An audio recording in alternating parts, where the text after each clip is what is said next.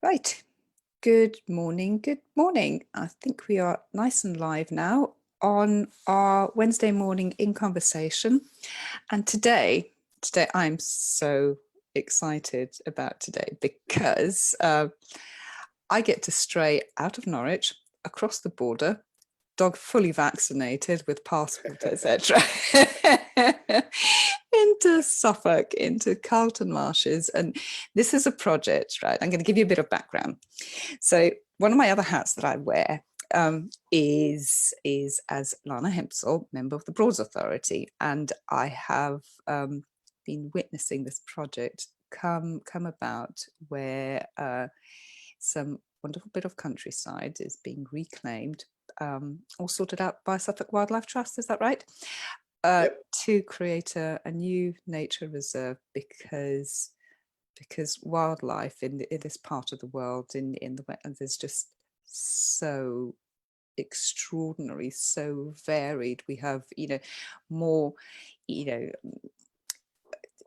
more species here than anywhere else, and in any national park in the country, and it's just absolutely extraordinary. So I'm Lana Hempsall. I'm one of the coordinators for the Norwich Guide Dog Forum, and with me today is Matthew Gooch from the Carlton Marshes Nature Reserve, all courtesy of Suffolk Wildlife Trust and a few other people, and he's going to tell us about this absolutely extraordinary part of the world and how we can get to it and what's there. So over to you, Matthew. Okay, well, so thanks for inviting me along. Obviously it's been quite a big journey for Suffolk Wildlife Trust. Carlton Marshes has kind of been a Suffolk Wildlife Trust nature reserve since sort of the 1970s. And much of the land around the reserve was bought up by a Dutch company that was to turn all of the marshes into arable to provide wheat and crops like that for feeding the nation, I suppose, is the way to look at it. Interestingly, there was at that time, we've got newspaper articles of big concerns that Dutch company was going to destroy the wildlife of Carlton Marshes. And actually what we've been able to do with this project is actually turn things back round. So actually, those arable marshes are now covered in water and lots of movements of birds and animals, returning to what Carlton Marshes once was. So what's the size of the reserve now? So you said that this was something that was there in the 60s and then got bought up by this Dutch company and then turned into arable to clearly do some farming and make some food, which we're all partial to some food occasionally. So, just as it happens, but there's clearly places where nature is important. Also, I think just keeping the diversity of the ecosystem going is probably quite a good thing for the planet generally. So what size are we talking about? How, where did you get down to in the 60s, and what's the area that you cover now? Okay, so the reserve originally was a tenanted farm, tenanted under Suffolk County Council. When the tenancy came to the end, they didn't have anyone to move into that tenancy, and the trust at that time, a organisation just run by volunteers, pretty much, very limited on what we did, took on the site really, and it was taken on it was around about 100 acres in size. And over the years since then, obviously we've developed the site, with other opportunities have come up, and the site now as it stands today is just over 1,000 acres of nature reserve. Wow. And the arable land that is now gone back to wetland is probably some of the poorer arable land in the Waveney Valley. Mm. and was some of the lowest land in the Waveney Valley. So actually, every time we have a flood event, the arable land that we've now taken back on was flooding out, and it looked more appropriate for growing rice than beans and wheat that it was growing. So Yes. you know, it has, you know, there's been a lot of emphasis on farmland and taking, you know, poor farmland out and putting it back to wildlife, you know, and actually this is kind of the stuff we've been doing at Carlton Marshes. So this all started a few years back when you started buying up the land. There was a massive fundraising push. I remember actually trying to organise, because I think who was the Secretary of State at the moment? It was Michael Gove, wasn't it? I was hoping to arrange a fundraiser for you guys. Actually, never came about, and have Michael as the speaker. You know, get some money in. I just couldn't get it off the ground, unfortunately.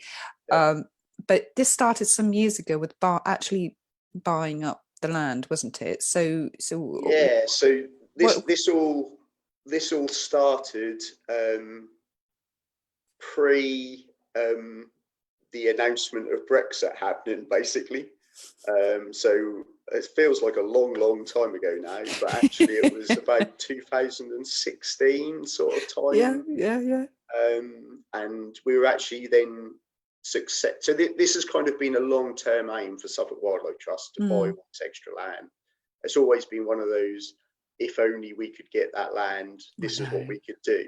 I know. And blue sky thinking like that is just amazing, isn't it? Yeah. Just like, and to be honest, and for Suffolk Wildlife Trust, because we're quite a dynamic organisation, well, and clearly. well supported, we're able to kind of act on these opportunities. Yeah, brilliant. So yeah, the opportunity came up in 2016 sort of time. We did a big, so we tried to raise £1 million from public donations, which was the biggest figure we'd ever tried to raise by public donations. And actually we did it and some, which was amazing. And it's kind of interesting because, like, if you go back 2009, we did a big land purchase at Alton Marshes, again, you know, in the Waveney Valley. And we tried to raise the biggest amount of money then that we'd ever raised, and that was £100,000. And then, you know, 7 years later, we're trying to raise £1 million by public donation. So it just shows the kind of how large and forward-thinking the organisation is. I know. I think it's incredible because, you know, ultimately, if you don't set yourself goals, you know, sometimes ambitious goals, sometimes goals that you think, whoa, am I really doing this? You just don't, you know, you just never know, do you? You just never know. So where have you got to from there? So, you know, you've got this loads of arable land, paddy field rather. So you bought yourself a lovely paddy field. What have you done with this? Because obviously I've been, you know, following some of the planning applications that have come with it, but it would be so much more human if you didn't if you don't, you know, what have you done? You know, what diggers did you get on land? You know, what buildings did you get together? What paths? What have you done? Go on, tell me. So basically, we did a big application to Heritage Lottery, and we were successful in our application to that. So it was the biggest amount of money Heritage Lottery have given to a wildlife trust in the UK. So we had £4.1 million from Heritage Lottery. Wow. Coupled with the £1 million from public donations, and also we've had quite a number of partners contribute either in financially or with you know, the Broads Authority are putting in things like 24-hour moorings and things like that. So you know, we've had lots of external partner funding, and with that all in place, the project kind of started in 2018 when BAM Nuttall were the successful contractor for all the habitat creation work. And that kind of started, because that was probably the easier part of the project, because the building came second. And we had 14 diggers, dumpers, bulldozers. The nature reserve looked like a building site for a year. And that finished in September last year, basically. So that was all handed back over to us, and then it's been all about the fine details. So footpaths going in. So we've got surface footpaths in. We've got viewing points, which actually during this COVID situation, we've got a lot of the viewpoints are actually closed, just because we can't keep enough social distance in each of the hides at the moment. But we're hoping to get those open in the next few weeks. We've had lots of interaction with local communities. Obviously, we've got an ongoing program of education stuff going on. I know, which yeah. Once the schools are back up and running, we'll hopefully start to see some of that happening again. And then we've got this massive new visitor centre that literally we got the keys to on Friday. Nice. So literally yesterday was the first day I'd stepped inside the building. So wow. So this is quite apt timing, because I'm actually been out. I can actually describe to you what facilities there will be, as I've actually physically seen them now. Nice. Brilliant. So what did you have? Because it's I think some of the things that you had instated were sort of scrapes, weren't they? Sort of like, shallow water scrapes and other big ones. So, talk to me about what you've put in terms of natural infrastructure for the wildlife, and what sort of beast this now attracts. So who are we seeing more of now? Who is this aimed to? Who's this aimed at?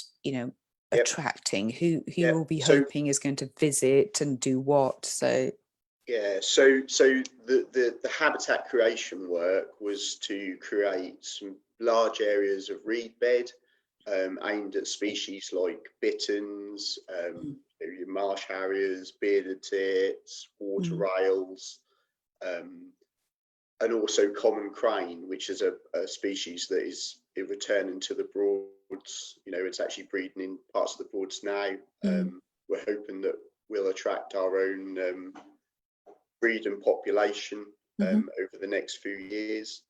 It was quite nice actually. In September, when the diggers left, the beginning of October, we actually had a pair of cranes turn up on the land and spent about 10 days there. Nice. Casing the joint, really right? Exciting, but we haven't quite finished. We kind of don't want them quite yet. So it'd be they did leave, and we're able to do some of the detailing on the habitat creation. We've also did they not leave instructions, Matthew? Just so they didn't leave instructions, but we're hoping that we have got it right, that they will return, hopefully. But and then the rest of the habitat creation really looked at wet grass and all of the typical things that you find in the Broads, grazing marshes, fen areas, hopefully the sounds and sights of the reserve will be large numbers of birds calling overhead, the sounds of water bowl plopping into the water, that those kind of interactions really with the wildlife and habitats. Yeah, I mean, it's, so Matthew and I had a bit of a chat earlier about, what visual impairment is and, what it means to people. And, clearly there are many degrees of sight loss from, from the sort of, general sight loss, short distance, long distance to, to complete blindness. But it's actually sight loss and visual impairment is actually more prevalent in the population than most of us believe. It's like, I can't remember what the statistics are, but I think there's it's almost like 10% of people over 60, and don't quote me on this because I'm not entirely sure, have some degree of permanent sight loss that is irretrievable. And this is it, and this goes on and on. And I think my sight started going when I was 15. I was supposed to have gone completely blind by the age of 30, but thankfully still holding on. But I think one of my great sorrows as somebody who is losing her sight is that connection with nature. I always got brought up with nature. We always, even with school, we used to really explore and be still and really be part of, because you sort of download so much information when you're out there that you don't necessarily understand, but but I'm no longer safe on lots of the paths anymore. I can get up a mountain but not safely down. It's just I can't ski anymore. So there's lots of parts that are not accessible to me anymore. But as a human being, and as most do, we all want to experience that connection. And I think just even with sight loss, you kind of need to push that envelope a little and not just cave in just because the normal route has been taken away. There's other ways of exploring, and having places like the Carlton Marshes Reserve, with a visitor centre, with the formalised footpaths and the hides and everything else that you do, which we'll touch upon, what you do in terms of organise and what the visitor centre has to offer. You can still connect, you can still be there, you can still experience from a slightly different point of view. You can still have a day out that fills you up with all the information that you would have got. It's not the same information, but all the information that you would have got as a perfectly sighted person, just in a different way. It's just being open and receptive to it. And that's why, what you do is so valuable. So what do you offer, a visitor? Yeah. In fact, let's put it this way: how do people get to you? That would be quite good. Well, I think like the point you just made there. I think I think obviously COVID has probably made this even more obvious to everybody's everyday living, is that connection with nature and well-being is such an important part of everybody's lives, even if prior to COVID they didn't realise it. And yeah, like you said, I think places like Carlton Marshes and other reserves are, whatever your accessibility issues are, they are important parts of really making, filling up that well-being jug sort of thing. In terms of access, I mean, one of the things we've really pushed with Carlton Marshes is it is about accessibility, whatever level. So whether you could turn, so for Carlton, for example, access wise, the bus stop is at the top of the road. We are working on trying to get a bus stop down actually at the car park of the reserve, but at the moment it's a short walk, about 10-minute walk from the top of the road down to the visitor centre. We'll talk to our friends at Suffolk County Council, right, about that. You could also get the train. So the train from Alton Broad South Railway Station.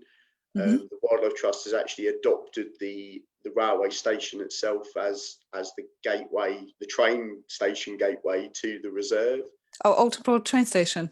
Yeah, so literally you can get off the train at Alton Broad South or Alton Broad North if you're coming from Norwich. And it's probably from Alton Broad North, you've probably got about a half an hour walk on surface footpaths to the reserve. Nice. There's when you arrive on site, the visitor centre is going to be I mean, we're not up and running quite yet, so you'll have to believe me when I say this is what will be running. because we're still in that stage of just doing all the fine detail of fitting out the visitor centre at the Yeah. moment. So we're hoping to be open at the beginning of October. Nice. Yeah, just So what will you have there? Tell me there's a cafe, right? yeah, there's definitely a cafe. So we'll have on your arrival.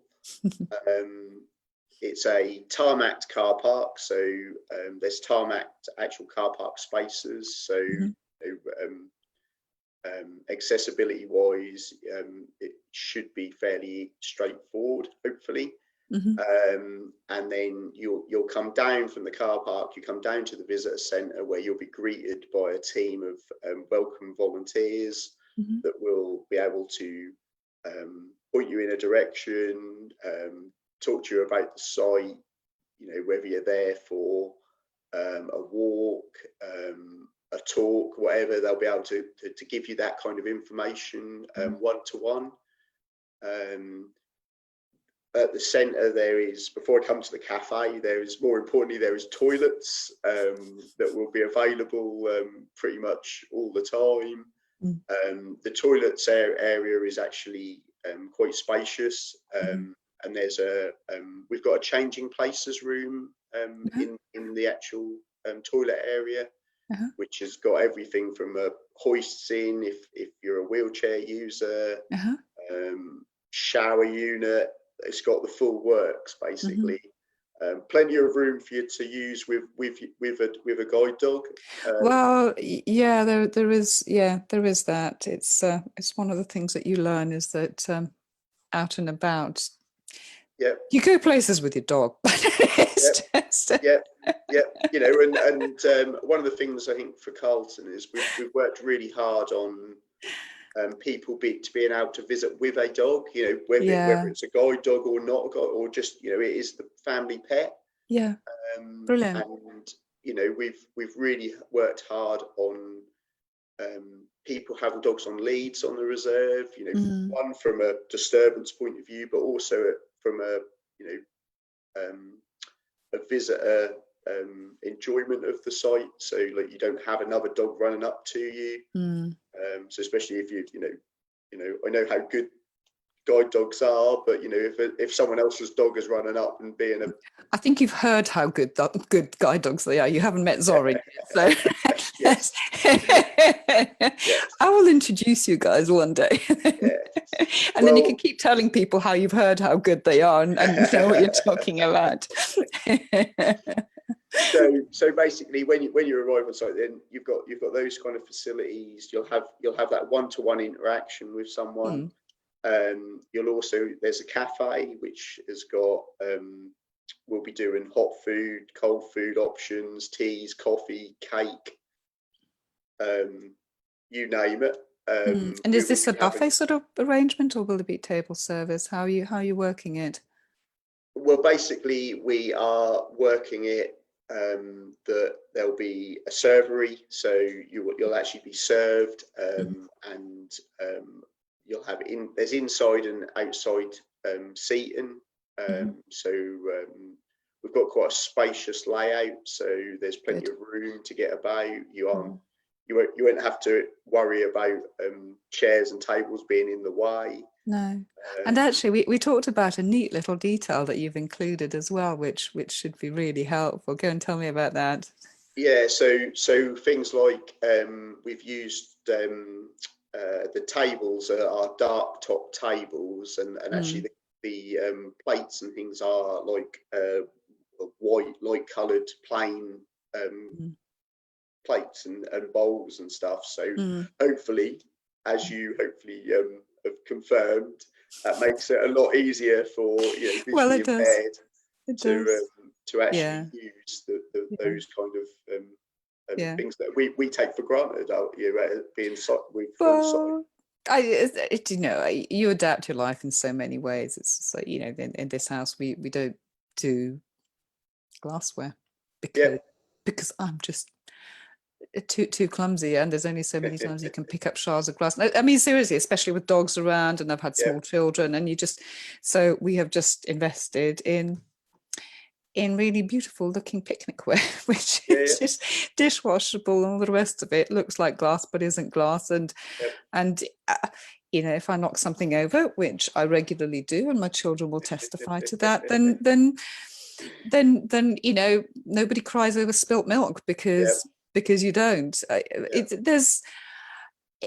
There's ways of, I don't know. I know that not everybody does that. A lot of people still have glassware and stuff. I yep. just choose not to, because it's just one of those things I don't have to worry about anymore, and I'm not that precious. So yeah.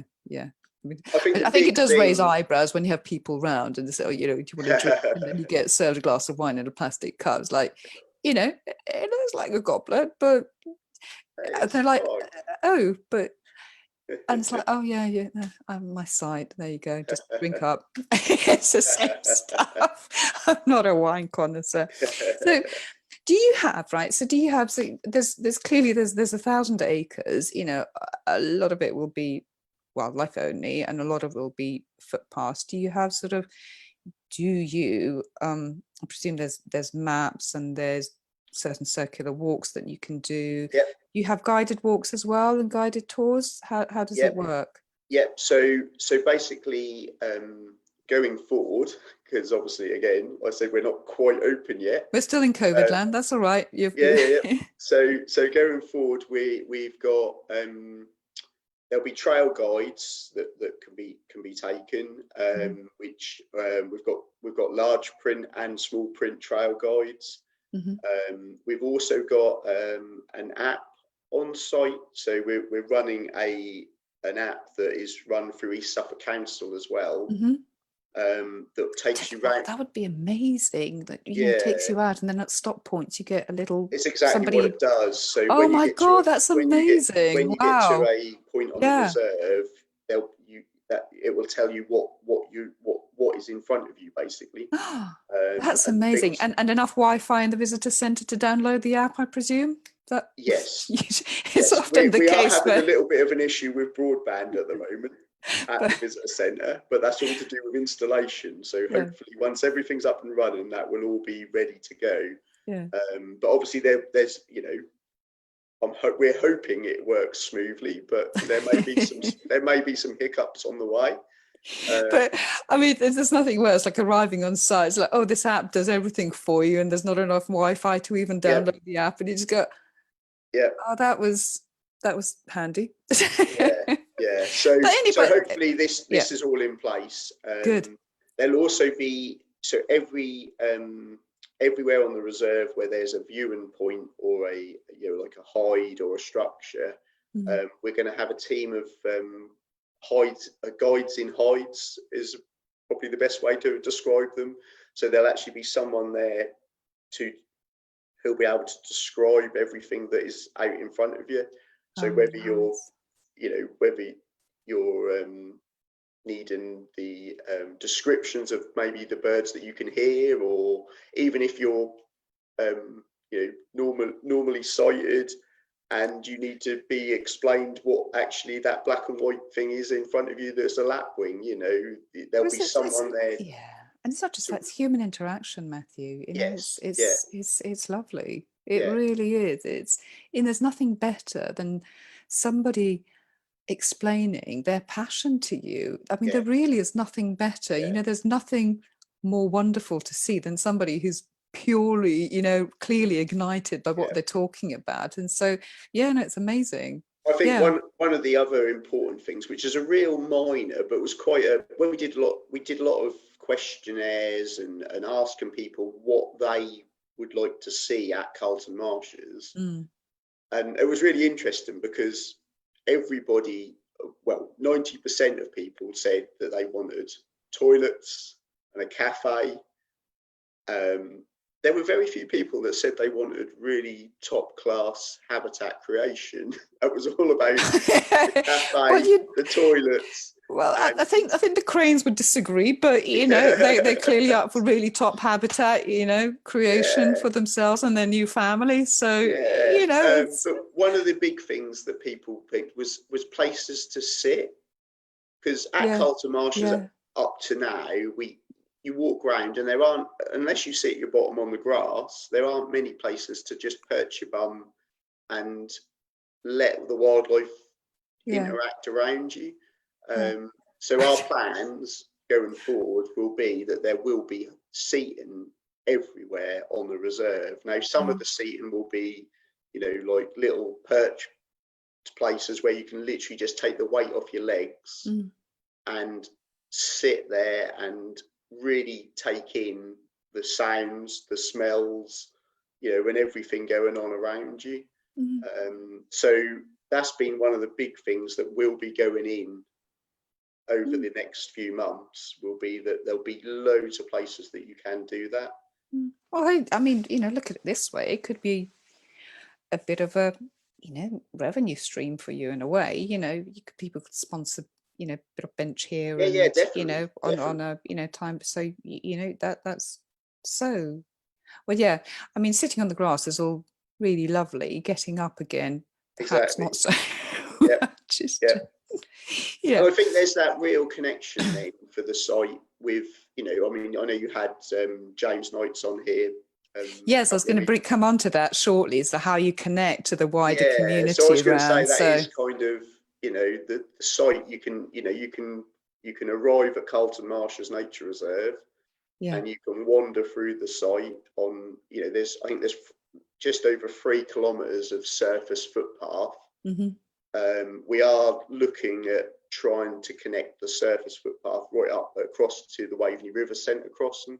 And at the moment, many people come to Carlton Marshes on a Sunday, for example. Now, all of the COVID thing is kind of like relaxed a little bit.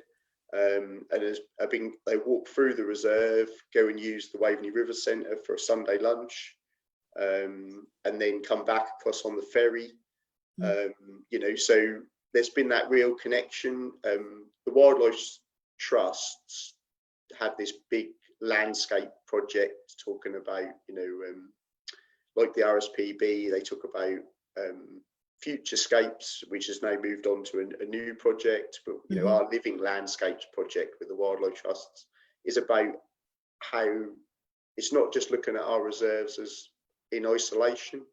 It's looking about how our reserves connect in that landscape, and obviously connections with all sorts of user groups is essential, but also how we connect with businesses. So like the Waveney River Centre, Ivy House Country Hotel, which is another one on our doorstep, and how we interact with the Broads Authority, with they've been doing a lot of work in Alton Broad for removing silt out of Alton Broad, and we've been providing areas for them to use beneficial use of those dredgings. Those will be so amazing, honestly, because I think a lot of these sort of like former dredge disposal sites have just flourished extraordinarily with wildlife. It's just the sediment's so rich, isn't it? Yeah, it is, and I think that that beneficial use long term is something it's all that partnership work, and and that's really what we've tried to really push with this project, is to make sure that everybody has had an opportunity to be a partner in this project and going forward, because these reserves evolve, and the needs of the community around us evolve as well. So there's always, as I said earlier in conversation, Suffolk Wildlife Trust, I think one of our big strengths is how dynamic we are. So that might be dynamic habitat management, but that is also dynamic in terms of evolving what we do on the ground to suit new audiences as well. Yeah, because I think I've found this obviously because I've been, growing up with nature and, obviously being a member of the Broads Authority since 2013 now. And I think one thing I've come to realise is that a lot of these habitats and the landscape and just land generally is not in hands of the authority as such, or not in hands of the wildlife trust. I mean, you're quite fortunate you now own this land, but Yeah, there's vast, whereas places like the national parks in America, in private ownerships, so they can more tightly control what they do. We are not. So partnership working is so critical, and getting those relationships going is so critical, because there is just not enough money in the world to invest into, that for the investment to happen. It has to be business, it has to be landowners yeah, cultivating their land in a certain way so that you don't yeah, get soil erosion, yeah, etc. But it has to work together, and part of it is clearly regulation and legislation, like you will not do this, you will not harm, you will not damage. But part of it is actually, the partnership working is more about, hey, do it in this way, and there is benefit, yeah, not just financial, but yeah, otherwise. So yeah. it's, but getting those relationships going is just, it's just so And I think critical. what more, like obviously, the Wildlife Trust, the RSPB, the National Trust, Natural Mm, England, we're all doing these really quite specific, conservation work, for example, and because mm, that is what we do, mm, Um, but actually, it's so much more empowering if private landowners mm, are doing it themselves, mm, and actually being able to show that mm, they can continue to make a living mm. and provide food for the nation, Yeah. and can flourish their farm land holding for Mm, wildlife as well, and mm. public interaction as well. Yeah. I think that has a real, certainly with how things are now. You know, we always talk about, farmers like to talk about, crop yields and things like that, but actually, why not talk about growing lapwing and growing wildlife? And Mm, actually, my farms provided mm, 30 pairs of lapwing, which mm, were really productive with chicks. And mm, really looking at it that way rather than mm. just on yields of wheat and barley and Yeah. things like that. Yeah. Well, there is, yeah, there's so much, and unless we pass that on, and that love of to, to youngsters, then that gets lost in so Yeah, many ways. Yeah, it's really good. I mean, that's why it's good to connect with places like, that's also what I want to talk about, is connecting to places like Waveney River Centre, which is really family orientated, especially in the yeah, summer, and having that access point with a ferry, which is, boat trips always fun. yeah, You are, yeah, with access with a ferry, and then walking over, and just being in that place. I mean, crikey, but one of my dream weekends away will be one day, right? One day I'm going to force my poor husband to do this. It'll be, 2 nights away. It'll be, getting up, walking across, the marshes, getting the ferry, having lunch, just walking, being even in the depth of winter. yeah, I love that, yeah, when it's muddy and it's yeah, cold and perhaps even drizzly. It's just like, yeah. The people squelch going, and sound oh of my God, the weather. And I'm the just like, muddy this puddles. is amazing. Yeah, It's like, and just having that day out, coming back, having the lunch, and just doing it. It will happen. It's on my yeah. bucket list, so it's kind of got to But happen. And I think like places like, certainly our aim at Carlton Marshes is that is a place, certainly with the links with the Waveney River Centre, that is that you could exactly do that. You mm, could, you know, stay at the Waveney River Centre, for example. mm, You could make, you could do at least a couple of days of just exploring and mm, absorbing mm, what Carlton Marshes has to offer, really. And we'll be doing lots of stuff going forward with guided walks, Mm. we'll be doing. We've got a 4x4 buggy that we can actually take people out in. So we could, if you hired or let us know that you were coming, we could take you out, off the beaten track, right into the middle of the reed bed, for example, and actually be surrounded by, the sounds and experiences of wildlife, rather than, having to share it with people on the footpath or on one of the routes. So, That sounds fun. we've That got, sounds really fun.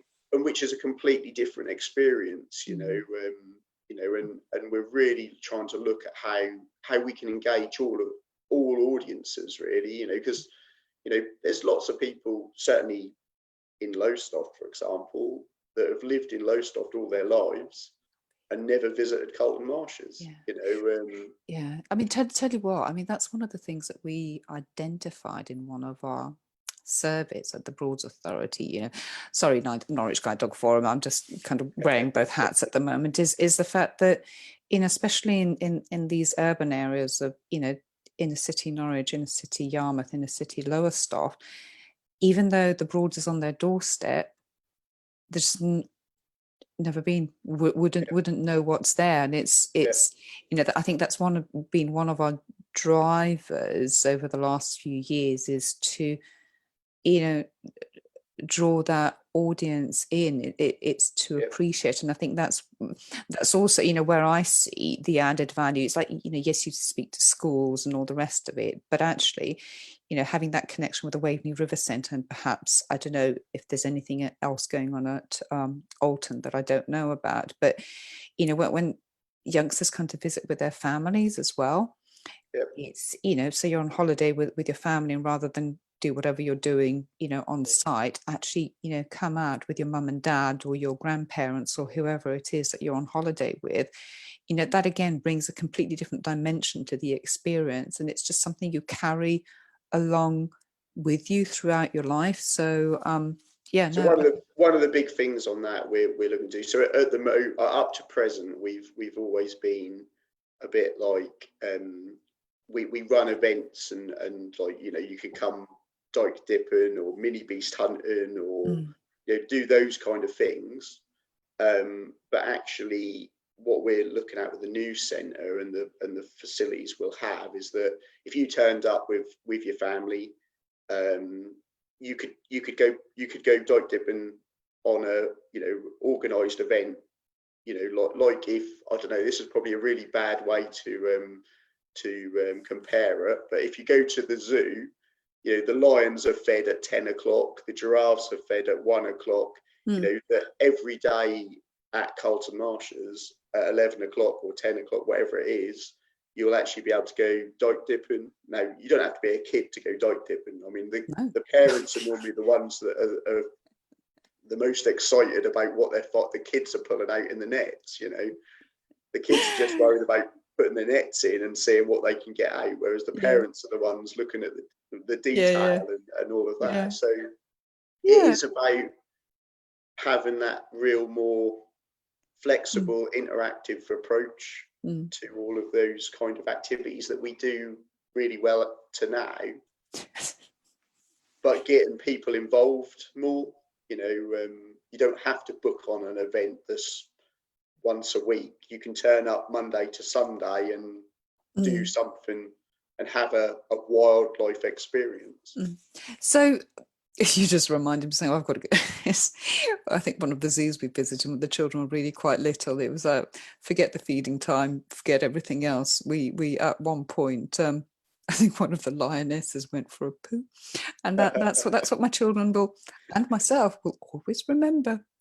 Never mind eating anything. There's loads of people crowded around. But there's only sort of my family and my children sort of like staring at this poor lion. So, it's not what the documentaries show you. Yeah, exactly. You get to see everything else from mating to eating and everything in between, but not that. So it was. But I think it is just having that, being more accessible. as a wildlife trust and as a conservation body, making ourselves as accessible to people, even people that don't feel that they've got any interest in the outdoors, but if they turned up Yeah, to Carlton Marshes and had a coffee yeah, and a piece of cake and then went for a wander, and there's that whole staged approach that we've got at Carlton Marshes where you can do that. You can come have a coffee. The kids can play on the wilds play area bit that we've got at the back of the centre. yeah. You can then take one of the surface paths for a wander out on the reserve. There's a small loop off onto the reserve. Then there's a bigger loop, and then there's a bigger loop, and then you can go even further and go to the Waverley River Centre, and you can take the Angles Way footpath, which takes you obviously all the way through to Beccles and beyond. There's all that interaction that you can stage your visit to the reserve, and go as far as little as you like. Yeah, I mean, in fairness, half an hour's walk from the train station is probably going to be knackering enough for a lot, but at least you can go, because I think that's the whole point. It's like there's wonderful places out there, but inaccessible unless you have use of the private car, which some of us do. Some of us have access to that. Sometimes some of us don't, but it's always good to, I don't know, you're in the back of your mind, you think, well, if even if I do live on my own, I can do this. This is something I can actually manage on my own without asking for help. And independence is kind of really important when you've got a physical impairment of some sort or the other. And you think if you did, for example, that half an hour walk from Alton Broad North train station to Carlton Marshes is all on good paths, but it turns into a surface footpath along the river wall. The river wall bank all the way from Alton Broad has actually got a sheet piled wall to your right hand side, so there's no dangers of stepping off the wall as well. Yeah, and well, it's such a lovely walk through there that actually you could walk to Carlton Marshes for a coffee from the train, and if that was as far as you went, then you'd have a lovely wildlife experience on your way to the reserve as well. Depends on how good your coffee is, Matthew, is all I'm going to Well, say. that is one thing. Lou, who is our centre manager, is under pressure on how good the coffee is going to be. Oh, so under pressure. and the cake as well. They were the two things that I said that, if as site manager on the reserve, if we were having a visitor centre, the coffee had to be like really good and the cake has to be really good. Yeah. And I was quite happy to sample both if she needed me to. Yeah. We'll go ahead with the gluten-free and dairy-free versions as well. So that's definitely. Definitely putting those in there. So, where can, I mean, honestly, I've enjoyed this so much, Matthew. This has just been exhaustive, and as in so much information. It's Good. Yeah, it's been amazing. Where can people find you online? Obviously, I'll post some links, etc. Because do people have to book their visit, or is it still kind of a turn? No. So basically, Carlton Marshes is a free reserve, so you don't need to be a member. You don't need to. Obviously, we're really reliant on membership. So if anyone feels like they'd like to join Suffolk Wildlife Trust. Well, buddy, once I post this on, Facebook properly, feel free. You can, you can circulate this and, stick membership links underneath. I'm sure, with everything that you do, it would be, really lovely to support you as well with what you do, because, I haven't seen anybody make this much effort, so early doors to make themselves so accessible, and that deserves our support. Huge. Well, basically, people can head to our website, so suffolkwildlifetrust.org is the website. All of our reserves are on there. there's a big push on Carlton Marshes at the moment, obviously. Mhm. And like I said, you don't need to be a member, you don't need to pay when you arrive. You know, we asked for well, there's a suggested donation for car parking, but you know, you are free to come in and experience wildlife at no cost. Mhm. And because you talked about, so are the guided tours and the buggy, are those in place already, or not No, yet? so Or is they're this something that you're going to, I presume those will be pre-bookable, or right? yeah, yep. So basically, the guided tours and the buggy use and all of that will all be, it's all coming in line basically. So first step obviously is to get the visitor centre up and running and open. And Mm-hmm. then all of those things will be, so we've already got quite a few volunteers that are kind of, I think they'd be happy for me to call them experts. Mm. That would be able to take people out and do Mm. those things, but they will, yeah, they'll probably more than likely are going to be pre-bookable. Mm. So you'd Okay. be able to book a guide Mhm. to take you out on the reserve, either walking or in the buggy, basically. So yeah, they'll all be sort of book in advance sort of things. But there will be stuff going on if you arrive, you know. So Mm. don't feel you have to really pre-plan your visit to Carlton Marshes, because when you arrive on site, you know, we will have the team there that will be Mm. as accommodating as we can be to, you know, make your experience one that you hopefully will want to come back again. Well, you know, some of us do have little pet obsessive compulsive needs to organise our day down to the last minute. Some of us do not. So just, Yep. just say that will be one of the avenues to explore. Right. So just another, you mentioned briefly there's moorings as well, so you can be accessed by water as well. Yep. Is that Yep. so? So Is this something that people can do on a day trip, by a day boat, or is it just yep. so Yep. So how does that so work?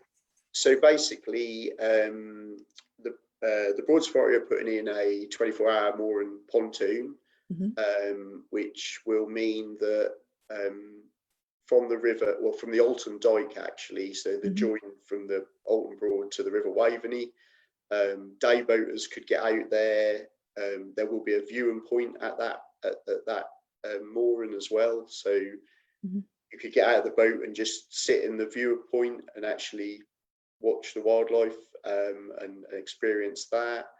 Um, the other options are that you could actually then walk from the mooring Mm-hmm. across to well, to the visitor centre, or you could walk across to the Waveney River Centre, for example. Mm-hmm. So there'll be a 24-hour mooring, basically, Mm-hmm. a bit like the Dutch Tea Garden one, which is on the other side of the riverbank. Mm-hmm. And going forward, we're hoping to make a bit of a connection, because Carlton and Alton Marshes are split by the river. Mm-hmm. And we're hoping that we could make a connection with a pedestrian ferry that would actually run you between the two sites. Oh, okay. So, Nice. you know, for all the guys that are birders, that you know, when a rare bird turns up on the other side of the river, they have to drive all the way around Alton Broad, get stuck in the traffic, and to get to the site. Yeah, Yes. there'll be the opportunity to actually get on a Mm-hmm. boat and jump across the river, basically. Oh, So right. So is this an established ferry route already that you'd be reviving? Or because I know that no, there's so many this would be, disused ferry routes that, you know, just not used for decades and now coming back into use. Because the one from the Waveney River Centre over to yeah, the other side, that, that's a ferry yeah, route, it was established route established. for And, so it's just, those can be ignited just like that. It's just, yeah. So is there one like that where no, you're this thinking? would be a new crossing point, basically. This Okay. would be Right. across the river. I mean, the Anglesway footpath used to come across the Alton Dyke before the Alton Dyke was made as big as it is now. Mm. So there is a connection there. Mm-hmm. Although the practicalities of it mean that it would have to be further along the river than what it Mm-hmm. actually is now. Okay. But yeah. So there's that real interaction. You know, Mm. you can arrive at Carlton Marshes by train, Mm. bus, car, Boat, foot, bike, boat, foot. You you name know, it. Yes. even on horseback, there's a I bridleway was just going to say pony. through the middle. So there is many ways Brilliant. to access the reserve. Brilliant. Yeah, Right. Oh, Matthew, do you know, I've enjoyed this so much. This has just that's been been good. amazing. And I'm so grateful to you for coming on. Just to let you know, Matthew was on Country File not so long ago. So, Thanks, Norwich Guide Lara. Dog Forum and Country File, I think I got more of your time, didn't I? So, Yes, definitely. Yeah. so, we're up and coming, definitely. So, right. On that point, I'm going to thank you so much, Matthew. This has just been absolutely amazing. And, I really do encourage all of you, just go out, with dogs, without dogs, pet dogs, just go out and just explore what there is. It's such an exciting, amazing new project. And, the team that, they're really going to welcome everybody, and it's just growing and growing and growing, and hopefully soon the visitor centre will be up and running with cafe and everything else, and it's just going to be amazing. So I think also, Lana, it's really important to, if people have ideas, like that we might not have thought of, please, let us know. We're quite willing to make things as good for everybody as we can. So, get in touch. Yeah, well, I've not heard of an as dynamic a team that you've been. So it's Hopefully. just, it's good. I think is the balance between conservation and between natural habitats and human habitats and the built environment, and how we interact and how we work together is just so critical. It's just I don't. There has to be, the balance, and be the appreciation and knowledge, and not being exclusive. It's all about working together. It's about growing the food, nurturing the wildlife, and actually ourselves as human beings within that environment. It's that's why I personally find this so important, and then there's the whole enjoyment from, the river and boating, Yep. and, the historic value of the Broads as, of what they were, and actually appreciating that a lot of this environment is man-made. Yep. It's, and man-maintained, and in its man-maintained state, it then attracts wildlife. It's not, there's so many people, feel that, a natural environment is purely run by nature. It's just not the case. No, It really isn't the case, because you get, invasive species of all sorts Yep. that will take over, and it's getting that balance right. And man-made, man-supported costs money. It just really does cost money, and we have to be invested in it, personally, emotionally, and physically to get it to work. Otherwise, it just doesn't. So, and I think you said at the beginning of this conversation that the Broads, it is a massive man-made landscape.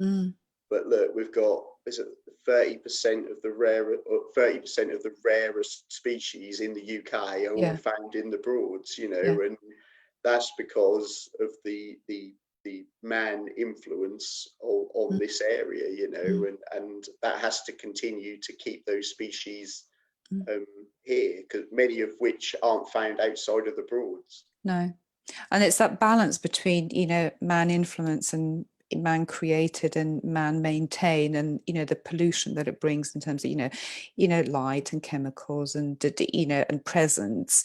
It's just getting that balance right, and we'll get there. We just have to be sort of open to it and not exclusive. And I think that's what, Carlton Marshes is all about.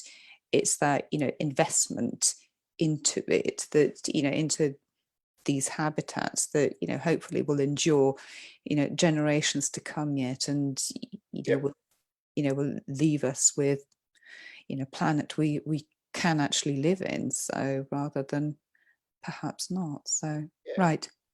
Yeah, Right. great. I'm going to draw this together. Matthew, this has just been so amazing. So I will bid you goodbye and thank you so much for coming. Thank you very much. I hope you found this half as enjoyable as I have, because it's just been fantastic talking to you. And it's thanks again to James for introducing me to Matthew and giving us a shout and making that connection. It's just been really, really, really good. So hopefully everybody out there has just appreciated what you do, and will come and see you soon. That's really good. No, thank you for the opportunity to talk to you guys. Oh no, honestly, it'd be lovely to have you back in a year's time, and you can talk about, how things have gone for you, and who you've had through your doors and the rest of it, and what's happened. That would just be that'd be great. Yeah, definitely. Yeah. Right. Okay. So on that note, it's going to be bye from me for now until next week. I believe I have a guest book for next week. It's probably going to be more boating related. You'd think I was really good at it myself, but I probably get seasick in the bath. That's how bad I am on the water. But there we go. But yeah, so it's bye from me. Thank you to Matthew again, and I'll see you all next week. Thanks very much. Bye.